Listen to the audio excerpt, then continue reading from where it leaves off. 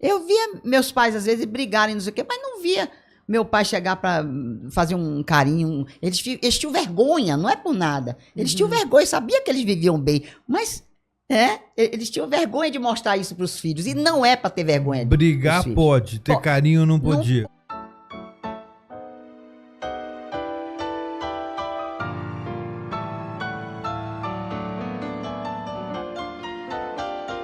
Bem-vindos ao Café com Pais, o podcast da Universidade de Paz. Sou Ana Luísa Meirelles e junto com o Dr. Vimer Botura, mergulhamos na parentalidade e nas relações entre pais e filhos, convidando pais e especialistas da área para as nossas conversas. Nosso programa oferece insights práticos e conteúdo para fortalecer laços familiares e o seu desenvolvimento pessoal. A cada episódio exploramos estratégias e compartilhamos experiências que ajudam a criar um ambiente familiar mais amoroso e compreensivo. Junte-se a nós para aprender, crescer e desenvolver suas relações familiares.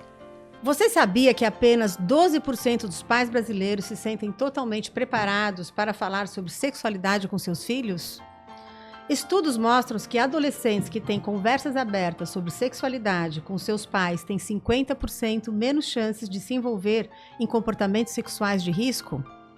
Neste episódio Café com Pais, a doutora Tânia Santana, com mais de 40 anos de experiência, vai compartilhar sua habilidade na leveza de comunicar e informar sobre um tema cheio de tabus e nos ensinará como transformar esse desafio em uma oportunidade de conexão familiar. Seja muito bem-vinda, Tânia. Muito obrigada, Ana Luísa, pela oportunidade, né, de mostrar como é que eu faço esse trabalho do coração, como eu falo. Eu faço esse coração, do coração, né? E tenho tido realmente muita satisfação com isso, né? Porque quem me dá o retorno do que eu falo, do trabalho que eu faço com jovens, são os próprios pais, porque depois eu faço a reunião com os pais e eles me trazem de volta esse retorno de como que os filhos estão se comportando em casa. Gostaria também que isso fosse nas escolas, mas eu não tenho esse acesso às escolas. Mas é sobre isso que nós vamos falar. Eu gostaria muito de ter, né, de saber como é que eles estão na escola, como é que estão levando isso, né? Porque é muito importante isso aí. Nossa convidada é a doutora Tânia das Graças Mauad Santana, ginecologista e sexóloga, com mais de 40 anos de experiência, fundadora do Centro de Referência e Especialização em Sexologia do Hospital Pérola Byton, professora universitária, escritora e palestrante, tem seu consultório de ginecologia e voluntária na ONG Projeto Arrastão em São Paulo, no Campo Limpo. E acabou de ser premiada no Congresso Brasileiro de Sexualidade, em setembro de 24, como educadora sexual e também junto com os jovens que apresentaram o Projeto Arrastão. Esse prêmio, eu vou só fazer uma correçãozinha, esse prêmio foi do Instituto de Psicologia da USP. O trabalho eu levei para o Congresso. E depois eu peguei o vídeo e encaminhei para o festival de Fazendo Arte com Prevenção, que a professora Vera Paiva, ela é a titular, não é, de psicologia, e ela me convidou a mim e aos jovens para participar. E nós ganhamos os 2 prêmios, eu como educadora e os meninos como artistas, que eles levaram desenhos, esculturas, e ganhamos os prêmios lá nesse festival de arte, Fazendo Arte com Prevenção. Parabéns. Que é o ponto principal, a prevenção de problemas, né? Como eu falo sempre, que eu trabalho com os jovens, e digo, olha, é muito bom, né, transar, trabalhar a sexualidade, mas tem que ter a responsabilidade e prevenir os contratempos do amor, que eu chamo, os contratempos do amor, que é justamente, né, fazer prevenção de gravidez precoce, de doença sexualmente transmissível, as possíveis gravidezes de alto risco nessa fase da vida, né? Então é isso que realmente a prevenção é essa aí. Então já vamos entrando no assunto e eu vou falar exatamente, com base na sua experiência, por que a educação sexual é crucial para a prevenção de problemas de saúde e de comportamentos de risco. É porque o aprendizado tem sido muito distorcido, né? A mídia está aí, a televisão está aí, não é? E também as questões, vamos dizer assim, culturais, né? aquela coisa da repressão sexual nas famílias, na escola, até mesmo na ciência, né, entre os médicos, né, tem reforça os mitos, as crenças, as coisas distorcidas da sexualidade, né? E isso vai formando o caráter das pessoas. Sim. Né? Isso vai formando o caráter dele, e ele olha a sexualidade como uma coisa negativa, uma coisa, passa a olhar, né, com aquele viés do silêncio, né? Havia uma educação sexual no passado que era educação sexual para a não sexualidade. Isso. Culpabilizando, sujando, dizendo que o sexo é sujo. Isso. Diminuindo as pessoas, colocando a honra das pessoas no ímen da mulher, no ânus do homem e na testa dos dois. Né? Que se as pessoas perdiam a honra com essas questões. Então era uma educação para a não sexualidade que era gravíssima. Depois surge uma educação para a sexualidade irresponsável, né, inconsequente.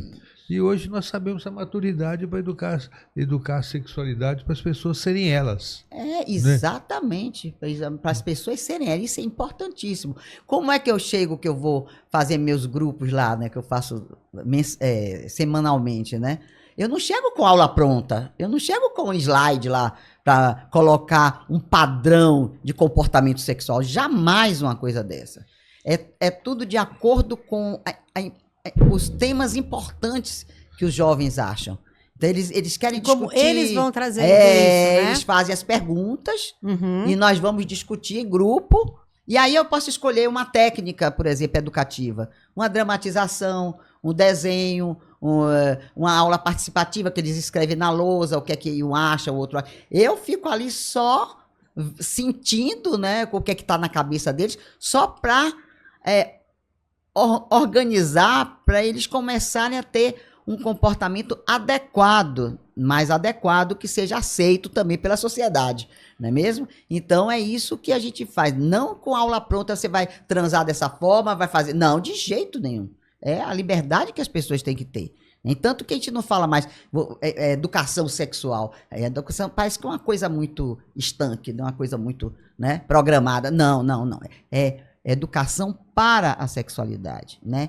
Educação em sexualidade. E sexualidade é uma coisa tão ampla que a primeira coisa que eu converso com eles é dessa coisa ampla da sexualidade, que não é o transar, não é? Não é a prática sexual. A prática sexual é apenas um detalhe da nossa sexualidade. E que eles sabem que sexualidade é uma coisa do ser humano e o sexo, a cópula, é do animal. Um animal copula, mas a gente não, porque tem as outras influências, né, sociais, culturais, emocionais. Então tem o amor, a emoção, então tem outras questões, né, para poder se praticar o sexo. Então é uma coisa bem, de acordo com o que eles querem, de acordo com o que está na cabeça dele, e partir para uma adequação das coisas distorcidas que eles aprendem na mídia, que é uma coisa estarrecedor. Eu fico boba de ver as coisas que eles às vezes me trazem para ver, coisas complicadas, viu? Então é isso. E tanto isso como é importante, né, do que pode vir, chegar de outra forma errada ou confusa, como é importante ter essa informação. Isso. E se fala até, ou seja, como você mesmo disse, que muitas vezes o exemplo que os pais dão se torna uma referência para essas crianças, para esses jovens. E muitas vezes, até como você em consultório acaba falando, trazendo isso, esses pais até se reorganizam para conseguir mostrar um exemplo mais verdadeiro. Né? Nas nossas conversas anteriores, né, eu, nas minhas reuniões com os pais, é uma coisa que eu falo muito, é o exemplo que eles dão. As crianças que só vê os pais brigarem, né, se agredirem com palavras ou fisicamente, e não vê os pais se amarem, não é o ato sexual, mas o beijo, o cheirinho, o carinho, o cheirinho no cangote, como eu falo, entendeu? Mãozinha dada para assistir uma televisão. Aquilo é muito benéfico para os meninos verem, né? Os meninos e as meninas, porque eles só vê os pais se agredirem e eles escondem a parte até boa, né? Porque a gente pensa que eles vão fazer sexo, mas com um carinho, um amor. Nem sempre, a gente sabe que tem as distorções aí, né, familiares. Mas eu falo até por mim mesma. Eu via meus pais, às vezes, brigarem, não sei o quê, mas não via meu pai chegar para fazer um carinho. Eles tinham vergonha, não é por nada. Eles tinham vergonha, sabia que eles viviam bem, mas eles tinham vergonha de mostrar isso para os filhos. E não é para ter vergonha. Brigar pode, ter carinho não podia. Pois é. Então temos que reorganizar isso, não, né? Por favor. Os pais mostrarem esse afeto, esse carinho. Isso. E que tudo isso faz parte desse processo da sexualidade. Você vê, Vimer, imagine na cabeça de uma criança, ou de um jovenzinho, um adolescente, ele vê só o pai agredindo a mãe agredindo o pai, dizendo coisas ríspidas, ou às vezes até brigando fisicamente e tal. O que é que vai passar na cabeça dele? Que a relação do pai e da mãe, homem e mulher, é ruim. Sim. É isso que pode também ter as outras escolhas que não são as verdadeiras, vamos dizer assim. Foram induzidos a. Então, a relação de homem com mulher não é boa, entendeu? Pensando que só também é mulher com mulher e homem com homem, o que não é também, nem sempre, né? Então a gente tem que deixar muito claro essas coisas para ter escolhas seguras, conscientes e amadurecidas, né? É isso que é importante. E quando a gente como que a gente pode orientar os pais que querem conseguir trazer esse assunto? O que tipo de conversa que eles devem ter com as crianças, com os adolescentes e com os jovens? Como identificar qual que é o nível de conversa com cada faixa etária?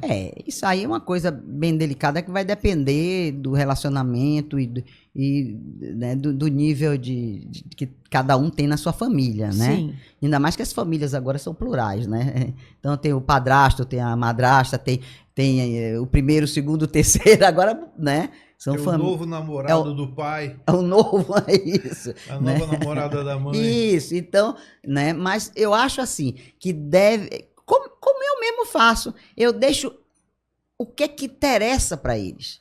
O que é que está dando conflito. O que é que eles querem saber. Então, deixar isso aberto, uma porta aberta. Os pais deixarem isso aberto. Para eles terem a confiança de falar para os pais. E às vezes até pedir ajuda, né? Então é importante que deixem a conversa. Olha, e aí, como é que tá na escola? E como é que tá com seus amigos? Não sei o quê. Deixa uma porta aberta. E aí, tá namorando? Não tá namorando? E por aí, até o filho sentir seguro, o filho ou a filha, né? Se sentirem seguros de contar uma coisa que está incomodando, que está conflitando, né? Para os seus próprios pais. Quando chega no consultório, por exemplo, um adolescente engravidou. E aí? E agora? Vai ter que contar para a mãe. Vai ter que contar para o pai. Vai ter que contar. Eu não vou ficar sozinha com ela ali. Mesmo porque eu já peguei casos, né, de colega de meu filho da escola, na 8ª série, que chegou grávida. E ela chega aos prantos no meu consultório. Que é a família oriental, que ia botar ela para fora de casa e tudo, mas não tem saída, tem que ter o respaldo da família. E eu digo assim, olha, quando começa inicia a vida sexual também, que não quer contar para a mãe e para o pai, eu digo, conte, porque se acontecer alguma coisa difícil de resolver, mas você vai ter sua mãe do seu lado, ou então o responsável por você do seu lado. Os pais têm que estar preparados para isso. Os pais têm que estar preparados para isso. Né? Aí eu digo assim, no princípio eles podem até cair duro para trás, mas depois vai ter que resolver. Né? E é verdade, na hora a gente tem realmente, os pais, né, tem dificuldade, muita dificuldade, né? Então vai achar aquilo assim impactante. A minha filha iniciou a vida sexual. De colegas minhas mesmo, eu via uma amiga minha, psicóloga famosa, entrou em choque quando a filha dela iniciou a vida sexual. Né? Aí eu falo pra menina, conte pra sua mãe, conte pro seu pai. Ela vai, no princípio, né, ficar chocada e tal, vai ter que dar uma dureza assim de que é mãe, nananã, né, que tem autoridade, né? Mas é importante que a mãe e o pai estejam sabendo disso. Pra quê? Pra poder ajudar. Eu digo, eu não tô aqui para perguntar a sua vida, para querer fuçar a sua vida, não. Eu quero saber que você me conte para eu poder lhe ajudar. Mas os pais têm que ser preparados para isso. A ajuda vai ser essa, né? Ajuda. Porque eu vejo assim que muitos pais, talvez a geração mais jovem hoje já lida melhor, mas as gerações um pouco mais velhas lidavam, por exemplo, no caso da moça que você falou que engravidou, oriental. 14 anos. A família tende a excluir, a expulsar. As pessoas precisam entender que aquela criança é neta. É neto. É uma criança que vem ali, é da família. E é um mito também das meninas, de dizer que o pai e a mãe vai expulsar de casa. Não vai. Eles falam isso, que é para poder reprimir, para elas não fazerem. Mas na hora do vamos ver, eles não vão botar ela para fora. Muitos não vão. Alguns eu sei que já aconteceu muito isso no acontecia passado. Muito. Mas agora, de qualquer forma, se esses pais tomam esse tipo de atitude, o próprio grupo social do qual eles fazem parte vão falar, que é isso? Né? Então, é importante entender essa questão. Então é o seguinte, engravidou, ok. É uma neta. Claro. É da família. Né? Aí excluir a filha, excluir a neta condenar por uma vida sem saída. Não tem cabimento. Agora, infelizmente, a gente vê que adolescentes que engravidam uma vez tendem a engravidar a segunda precocemente, né? Pois é. Isso é uma estatística, né? Tem realmente mostrando isso, né? Que é muito comum a segunda gestação precoce. Mas é a falta de assistência. Eu vejo, eu até tinha uma esperança na rede pública há uns anos atrás, agora eu acho que teve retrocesso. Infelizmente eu estou sentindo isso. Porque eu fui coordenadora do programa de saúde da mulher e a gente treinava equipes multiprofissionais para atender gestante, adolescentes, climatério, né, mulheres na menopausa. A gente tinha os treinamentos para saber acolher essas pessoas de acordo com a época da vida, de acordo com as necessidades da vida, né? E agora eu não vejo isso na rede pública mais. Aquela coisa do treinamento, a gente treinava as pessoas para fazer essas coisas do coração. Não basta só você estudar e ser melhor aluna na faculdade. Tem que ter uma coisa, né, de acolhimento, né, relação médico-paciente, relação psicólogo-paciente, fisioterapeuta-cliente. Né? É uma coisa que, para mim, tem que ser assim. Relação, né? de pessoas, não de personagens. Pois é. Entendeu? Então, e você também falou isso do projeto que você criou lá no Pérola Baito, não foi sobre o projeto com os multiprofissionais, ou seja, capacitando outros profissionais. Claro, atender queixas sexuais, atender em sexualidade. Foi meu trabalho de muitos anos, de 1998. Ainda existe, mas não é mais do jeito que eu criei, né? Mas eu saí de lá em 2014 porque a filosofia da Secretaria de Saúde era outra e eu não ia mais me submeter a ficar mas no sentido de que a gente respaldo. Vê como é importante, né, trazer também essa capacitação também de outros profissionais, de outros médicos para esse assunto. É, né? Multiprofissional. O atendimento em sexualidade é multiprofissional. Gente, é importantíssimo. A educadora tem um papel fundamental. O que eu aprendi com as educadoras de saúde pública foi uma coisa fantástica. Não tem mais. Eu não vejo mais. Tem uma que ficou ainda no Hospital da Mulher, mas ela está desviada do trabalho dela para fazer um trabalho de sala de espera na oncologia, não sei o quê. Mas ela bom, como é que era meu protocolo? Primeira coisa, fazia uma anamnese detalhada com pesquisa da parte orgânica, da parte psíquica e da parte sociocultural. Era uma anamnese de 1 hora, com tudo direitinho, detalhe. No final dessa anamnese, eu já tinha um diagnóstico até provisório de se tinha uma disfunção sexual ou não. E aí, o que é que fazia? Ia para o grupo educativo, a gente fazia anamnese, eu e as outras terapeutas sexuais, porque tinha psicóloga, médico, mas era tudo, né, especializado em sexologia. Então, elas vinham para fazer a porta de entrada, fazia a anamnese, a gente já tinha até um diagnóstico provisório, e ia para o grupo psicoeducativo, porque trabalhava os mitos, as crenças, a autoestima e tudo isso. Aí, quando terminava os grupos educativos, ela fazia, já entendi, doutora, o espírito da coisa, não preciso mais não, já está tudo ótimo, porque desmistificava, às vezes, uma dúvida que ela tinha, um conflito, um mito, uma crença que ela tinha sobre sexo, e ela tinha alta do grupo educativo. Olha que coisa fantástica. Aí depois a gente fazia os grupos, né? Então, tinha as pacientes que tinham diminuição do desejo sexual, pacientes que estavam sem orgasmo, as pacientes vagínicas, né? Que não conseguia penetração vaginal. Então, tinha aí cada profissional que gostava de trabalhar com aquilo que pegava aqueles grupos específicos, né? Então, era assim. E tinha psiquiatra para os casos de compulsão, os casos de alguns desvios, né, sexuais devido, né, que a gente chama de parafilia, ou algum desvio, ou compulsão. Tinha uma psiquiatra para medicar se fosse necessário, né? Tinha psicanalista no grupo, tinha psiquiatra, tinha psicólogo, tinha fisioterapeuta, tinha nutricionista, tinha tudo isso no grupo. E educadoras maravilhosas. Tinha 2 educadoras fantásticas. Então, era muito bacana isso, entendeu? Então, é isso. Trabalhar com sexualidade tem que ter essa visão completa e acolher a pessoa, né? Acolher com tudo isso, com todo esse respaldo, né? De ver o que é orgânico. E o médico, porque a gente tinha que afastar a causa orgânica, né? Para poder trabalhar as outras questões, a psicológica, a sociocultural, né? Então era assim, era muito bom. Como no seu consultório, na ginecologia, você consegue fazer parte disso? Eu faço assim, a minha consulta ginecológica, ela já é sexológica. Eu já coloco isso na minha consulta, né? Algumas coisas. Agora, se tem uma coisa mais profunda, e a minha paciente de ginecologia, eu fico junto com a Cat, que é a psicóloga que já trabalhava comigo no Perolabade e que trabalha junto comigo no consultório, entendeu? Que é uma coisa mais profunda, psicológica mesmo, então a gente trabalha em conjunto. Agora, eu também atendo pessoas que vêm só para terapia sexual, tá? Mulheres e casais. Eu atendo casais também. Atendo trans no meu consultório, né? E, enfim, de orientação sexual é o normal. Para mim é normal, eu nem vou falar isso aqui, entendeu? São pessoas que eu atendo.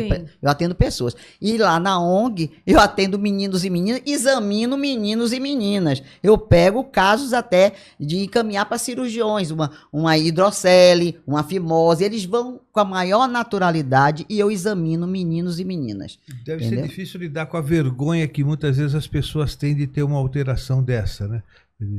Eles têm muita resistência a mostrar, se escondem, adotam comportamentos defensivos, se afastam. Né? Tem que ter uma habilidade muito grande para lidar com isso. Eu tenho a alegria e a sorte de ter uns jovens muito... Até me surpreende. Quando fala de adolescente... Porque você tem cultivado isso lá, então são provavelmente... 7, quase 8 anos que eu tô lá. Então, acho que ela conseguiu cultivar nesse ambiente, né?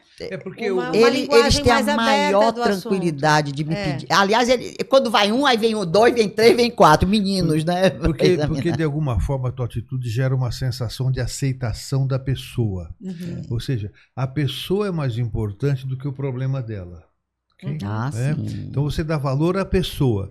E muitas vezes o problema dela nem é tão problema assim, é muito mais agravado pelas atitudes defensivas. Quando você acolhe, respeita a pessoa, ela se desarma para poder lidar com a situação e muitas vezes o problema é muito menor do que se imagina. Pois é, então eu tenho essa felicidade lá, que eles não têm vergonha de mim, de falar as coisas, e nem para os professores, para os coordenadores de lá, eles têm muita confiança nos coordenadores, né? Porque são 2 grupos, um de 11, 12 a 14 e o outro mais velhinho, que é de 15 a 18, né? Com 11 anos e 11 meses, eles saem para o mercado de trabalho, para a faculdade, para tudo, né? É porque eles ficam a metade na escola e a metade lá na ONG, se profissionalizando, enfim. E eles têm a maior confiança de pedir ajuda para os coordenadores. Tanto que são eles que marcam minhas consultas. Aí, doutora Tânia, hoje tem 3, 4 para você atender e tal. São poucos, porque eu só atendo um por hora. Eu não consigo fazer consulta com menos de 1 hora. Nem no meu consultório, nem em lugar nenhum.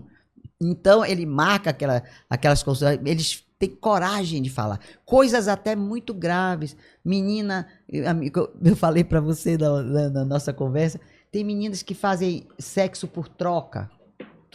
Eu dizia de troca. Ela falou troca, eu disse o que é isso? Troca de dinheiro. Minha mãe estava desempregada e o padeiro lá da esquina me propôs, né, me dar R$200, sei lá. Entendeu? Então eu tive que tirar até a culpa desta menina, até a culpa da cabeça dela. Eu disse, e aí a minha pergunta, isso foi uma coisa boa para você? Como é que foi isso para você? Não, doutora. E aí ela que me disse, foi horrível. Isso não foi uma coisa, foi terrível. Eu digo, olha, você achou que a solução era essa, para aliviar a dor dela. Você achou que isso era a solução, mas não é. Você está me dizendo que não é uma coisa boa, mas você queria ajudar a sua mãe. Então você sabe que da agora em diante não vai ser mais essa solução. Acabou, né? Então é para também a pessoa não passar a vida dela se sentindo uma prostituta, entendeu? Que não foi, não vai ser. Ela fez uma coisa achando que aquela era a solução. O que é que uma menina de 14 anos vai pensar? Né? Mas isso fica gravado. Então são essas coisas que o profissional tem que estar ali do lado ela não vai continuar a fazer isso, mas ela tem que se aliviar aquela coisa que achou. O acolhimento resolve mais do que a crítica. Sim, claro, claro. Não, de jeito nenhum. A gente não pode, né, Ave Maria, fazer uma chantagem emocional dessa de jeito nenhum, pelo amor de Deus. Então são casos, e elas têm coragem de contar, isso que eu quero dizer. Por pior que seja, eles contam, né? O menino que chega lá dizendo que está com micose da pele, pitiríase, não é, ele quer saber se ele tem um pinto pequeno ou um pinto grande. É muito comum isso, né? Muito comum, é muito engraçado, porque menina, cada pintão bonito que eu vejo, eu digo, menino, que negócio de pinto pequeno é esse? Aí eles dão risada comigo, porque tudo mesmo é assim, brincando, é o lúdico, entendeu? Aí eu digo, menino, que negócio é esse? Aí eu explico direitinho o que é o micropênis. Eu explico também, né, cientificamente. Eu digo, não, um micropinto, que eu falo pra ele, é assim, é o que tem menos de 7 centímetros, não sei o quê. Ah, então não é o meu não, né, doutor? Eu digo, tá vendo que não é? Quer dizer, ele vê no concreto, ele tira aquele mito da cabeça dele no concreto. Nossa, e é um complexo que acaba com a vida de um homem, né? Não é um complexo. Você sabe que o maior medo do homem é esse, é o tamanho do pinto. Sim. E da menina é de não agradar o outro. É isso mesmo. É uma coisa incrível. Esses são os maiores conflitos que tem pra menina e pra menina, né? Exatamente. E os pais, como é que vai lidar com essas coisas? É deixar essa abertura mesmo, saber que os filhos... Tirar o mito dos pais, da cabeça dos pais, de que, falando sobre sexo, que vai estimular. Não estimular nada, a gente já nasce com a libido, a gente já nasce com a pulsão sexual. Quando o neném nasce, ele nasce... O que ele chora com fome é o tesão para comer. É a libido para comer, já é da nascença. Então ninguém vai estimular. A criança e o adolescente já tem aquilo. E quando fica adolescente, os hormônios vão estimular mais ainda. E a mídia está aí. E os hormônios vão chegar cada um no seu ritmo, né? E informação equivocada, repressão, punição, castigo aumentam a sexualidade problemática, exatamente. Então, já que a gente sabe que eles vão fazer mesmo, vamos que eles façam de forma informados, né? Eles estejam informados, façam com segurança, né? E com responsabilidade. Dá responsabilidade. Ensinar uma coisa importante. Saber dizer não fazer nada que não queira e não aceitar a manipulação. Se você não fizer o que eu quero, eu te abandono. Isso. Então você vê que a questão ela é muito mais de política de relacionamento do que de sexualidade. Então muitas meninas o poder e o sexo, né? O poder e o sexo. Muitas meninas pelo medo de perder uma relação fazem o que não querem. Né? Engravidam para segurar o parceiro. Olha. Tá tudo errado. Então não pode aceitar essa pressão, essa manipulação, porque isso é ruim. Isso é péssimo, isso é péssimo. E Tânia, quando a gente fala assim uma coisa, ou seja, quando que essa mãe deve levar a filha ou o filho para um profissional, para conversar com o ginecologista, para conhecer... e ter essa troca, ter essa experiência. Geralmente, né, os meninos vão pro pediatra, né, até 10, 12 anos e tal. Lá, quando as mães chegam para mim, digo, olha, traga aqui já para dar uma olhada, né? Mas depende muito também se a menina quer, ela não ir contrariada né, pro médico. Elas têm, no consultório, elas têm muita vergonha. Olha só, a menina de um nível sociocultural, né, financeiro também maior, essas têm mais vergonha, engraçado. Mas elas Acaba dependendo, às vezes, conforme os hormônios, se já teve uma menstruação ou não. Então, aí é importante, porque o que é que eu faço no meu exame? Eu vou medir, eu vou pesar, ver se a altura está de acordo com... Eu vejo outras coisas, né? E no final das contas também a parte genital. Então não é uma coisa direta no assunto, não é assim. Então eu mostro no meu material educativo para elas, pergunto o que é que elas querem saber. Tem todo... Você dá aquela volta para sentir... Para não, como é que se diz, não forçar, não é? Até porque a sexualidade, a gente tem que entender como é uma das características da nossa animalidade, e ele é um desdobramento de uma série de outras coisas, né? Então, assim, é uma pessoa que tem afeto, que tem medos, que tem preocupações, que tem sexualidade também.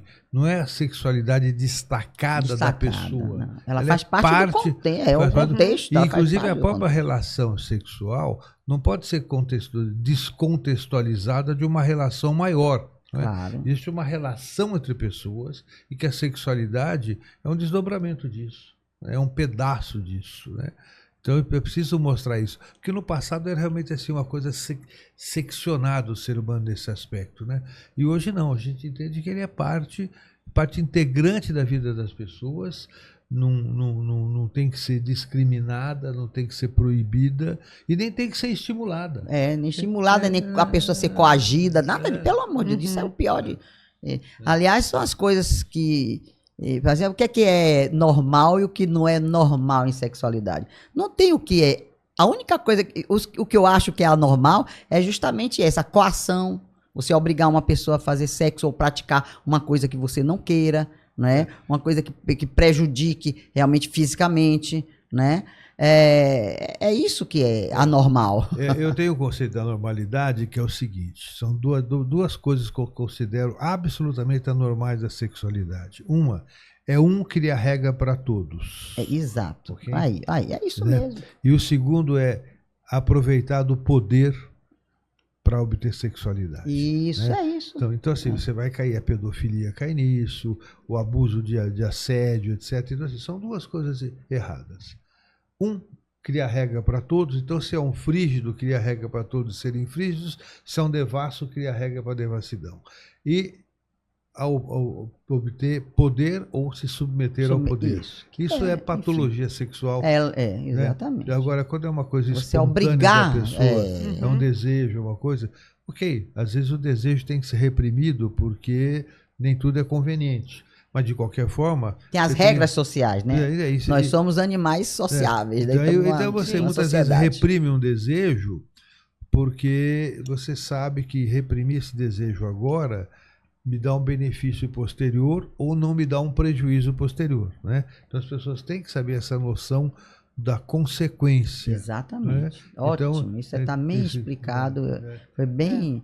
né? Em palavras diferentes, realmente você explicou muito bem, é isso mesmo.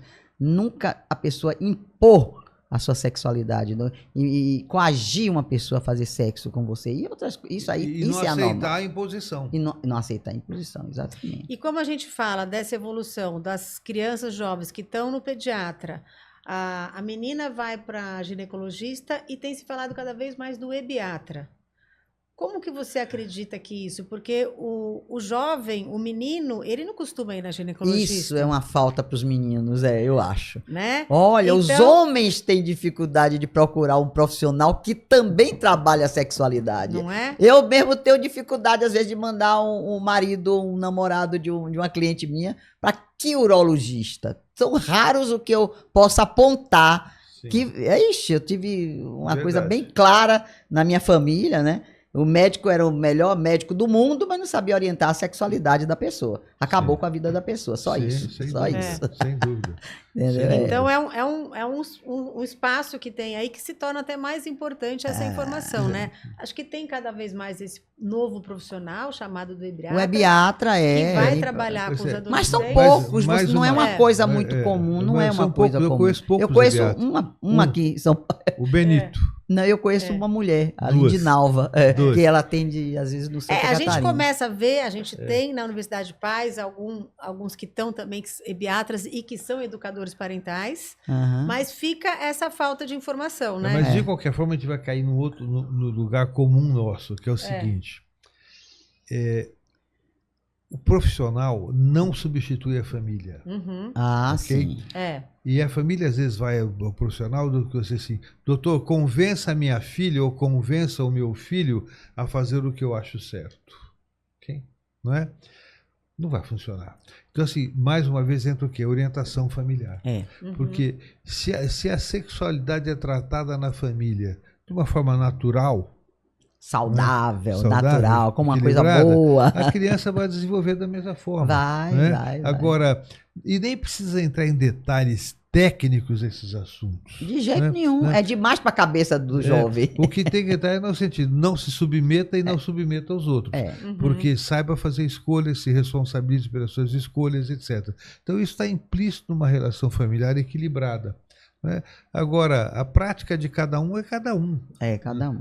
Agora, de qualquer forma, se a família orientada a ter uma postura equilibrada no relacionamento em geral, inclusive na sexualidade, isso facilita muito. Sim.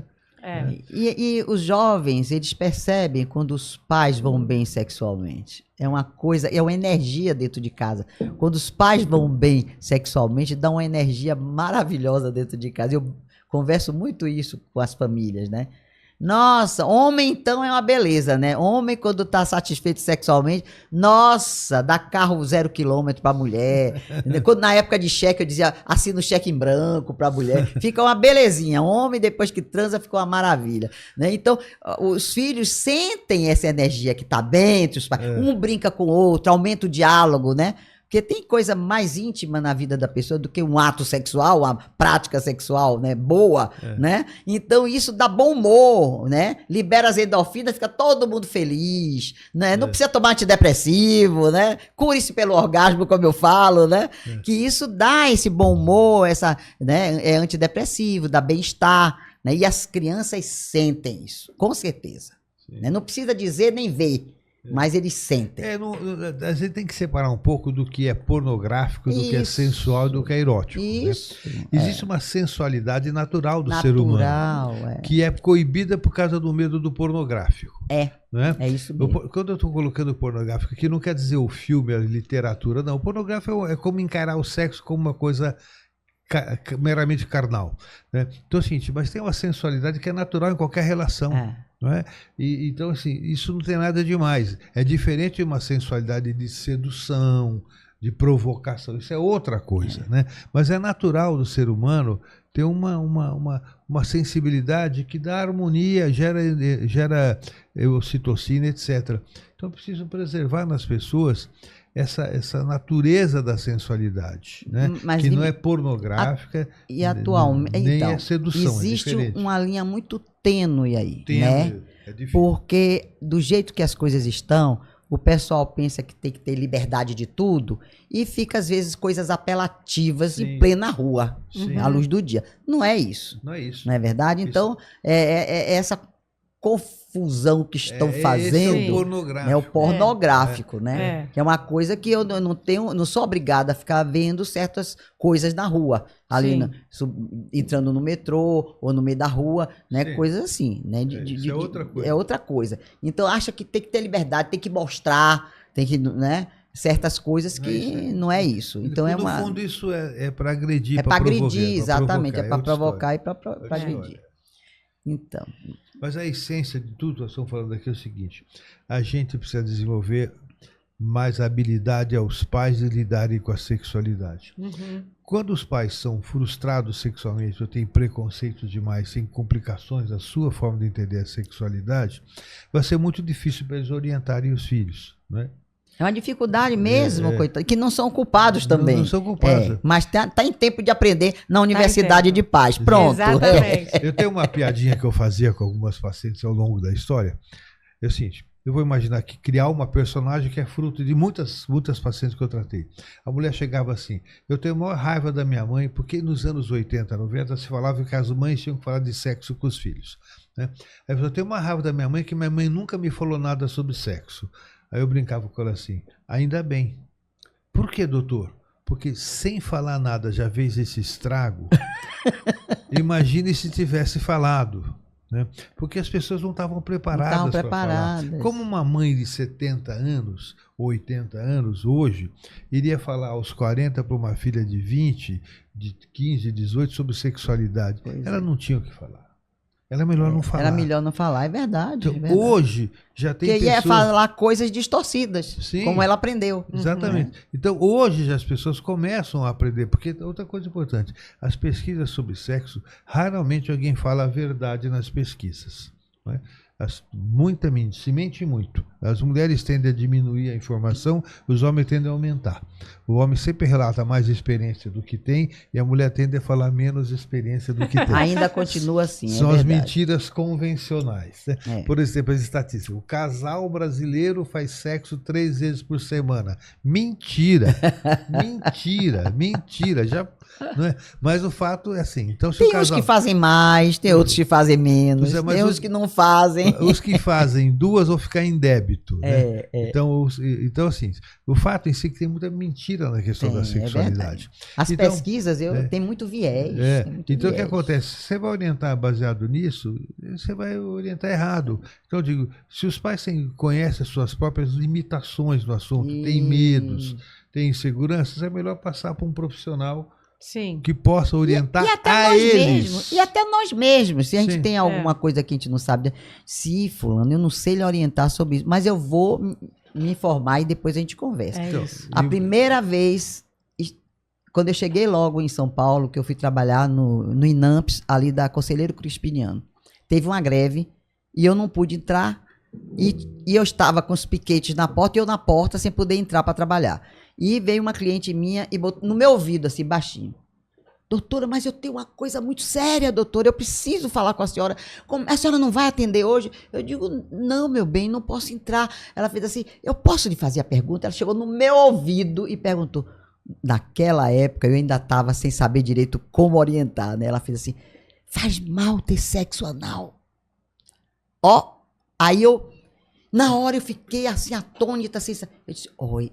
Eu não entendo muito bem disso, mas eu vou me informar e na próxima consulta a gente vai conversar sobre este assunto. Porque eu mesmo não sabia o que dizer para ela. É melhor você se omitir. Sim. E aí eu comecei a ficar mais esperta, comecei a entender mais, saber como orientar e tal. Porque a primeira coisa que o médico faz, o que é? Até hoje, isso é ruim, vai fazer mal para a saúde, vai lhe dar isso, vai dar hemorroida, vai dar fissura.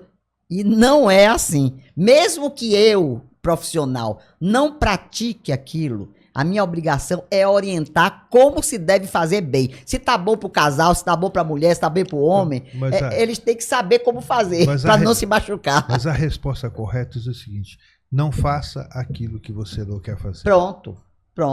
Tá certo? Né? Não faça. Mas é a história do fazer mal. Porque aí, geralmente, tem aquela história que vai dar um problema orgânico, né? E que não é verdade. É né? a mentira que é contada, né? Então, mas de qualquer forma eu preciso dizer, pessoal, não faça aquilo que você não tem vontade. Não faça o que não tem vontade. Porque vai fazer mal. E negocia com o seu parceiro. Sim. Tem tantas formas de fazer amor, meu Deus do céu. São tantas, né? Eu ainda estou descobrindo até hoje, viu? Da terceira idade eu ainda estou descobrindo. Então, você vê que é interessante isso, mas de qualquer forma, não é a questão da educação sexual, é a questão da educação relacional. Relacional. Tá certo? Então, eu preciso trabalhar com a relação entre pessoas. Exatamente, isso é fundamental. Então, precisamos mostrar para os pais que é preciso desenvolver a habilidade relacional.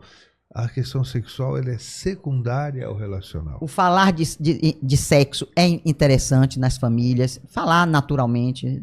Um conflito, uma dúvida que o filho veja na televisão, viu um filme, perguntar para os pais, eles poderem conversar abertamente, mesmo que não saiba, diz que não sabe, né? Não sabe. Não sabe, exatamente. Mas vão procurar o profissional, aí entra a história. Quem sabe vão procurar um profissional. Os meninos Pode ter algum urologista, algum clínico geral que possa orientar, né? Como homem até, né? Nem como profissional. Né? E as meninas têm as ginecologistas, né? As psicólogas, sim, né? Que podem né? Orientar. Mas eu ainda acho que o mais importante é os pais buscar orientações para eles. Claro, e daí a gente fala aqui que na Universidade de Paz a gente tem os especialistas, inclusive a Tânia, que podem fazer esse trabalho ou no grupo. Algumas mães podem se reunir para fazer um grupo de mentoria, tirar dúvidas. É uma beleza o grupo. E fazer trocar as ideias, trocar ideia. O que é que está na cabeça das pessoas, né? Então eu fico muito contente, né, de ter a Universidade dos Pais. Foi uma coisa que me encantou. Quando você falou que ia fazer, eu já fiquei encantada. Porque realmente nós não nascemos pais e mães, né? E trazemos toda uma carga educacional muito repressora, né? E a gente teve que se esforçar para sair disso, né? Para entender melhor. E é só entendendo mesmo o ser humano, se vendo no lugar do outro, né? Em qualquer idade, né? Então eu fico muito contente. Muito obrigada por ter me dado essa oportunidade. E quando vocês quiserem, a gente troca as ideias. Beleza. E com os pais vai ser uma beleza. Eu vou amar. Exatamente. Beleza. Beleza, Tânia. Então, agradecemos muito a sua participação, adoramos essa conversa, tenho certeza que foi muito bom para quem está nos... Isso que eu ia falar, e já agradecemos o livro, Doenças são Dores da Alma, e que a Tânia que escreveu, e vamos colocar esse livro, vai estar aqui no link, a Tânia junto com a Isabel Vasconcelos. Isabel Vasconcelos, eu conheço muito bem ela, ela apresentava bons programas de televisão, entrevistava muitos médicos, entrevistou a mim, ela, e é uma pessoa que escreve muito bem, eu gosto muito dela. É isso aí, um pouquinho da história, minha história pessoal, história com minhas clientes, né, da minha vida profissional, e eu espero que vocês gostem, né? Porque doenças são dores da alma, por quê? Porque a pessoa, quando está vivendo em conflito com aquela vida que ela escolheu, ela está brigando com aquilo, não é isso que eu quero, e né, está vivendo uma vida que não quer, ela adoece. Ela adoece e morre até. Dor entendeu? Da alma. É a doença da alma, é a somatização, não é? É a psicossomática. Sim. A gente sabe disso. Chega uma paciente com uma doença leve ou grave, eu já sei até o nível da doença. Eu digo, o que lhe deu esse câncer? O que é que lhe deu essa doença? Ela me dá na palma da mão a mágoa, o rancor, o ressentimento. Menina, vem na palma da mão isso aí. Então, são 53 anos de formada e 77 de que eu sou mulher, né? Então, é que eu venho aprendendo isso com as mulheres que eu agradeço muito que eu aprendi com as mulheres que eu atendi e que converso e que são e minhas amigas também. A gente aprende muito com os pacientes. Muito. E vou deixar também o contato da Tânia, ginecologista, aqui abaixo do nosso episódio. Tá. Beleza. Então, muito obrigada, querida. Obrigada a vocês, viu? Obrigada. Agradeço você que nos acompanhou em mais esse episódio do Café com Paz. Se você gostou do conteúdo, já compartilhe, dê o seu like, deixa aqui seu comentário, que os canais nos ajudam a divulgar esse conteúdo que é tão importante. E acesse os nossos canais para mais informações. Obrigada. Obrigada por ter ouvido o nosso episódio do podcast Café com Paz. Deixe a sua avaliação do podcast e compartilhe com quem você acha que pode se beneficiar em ouvir essas conversas. Para saber mais sobre o nosso trabalho, acesse o nosso site e redes sociais. Você encontrará toda a informação que precisa, assim como a ficha técnica do podcast e nossos contatos.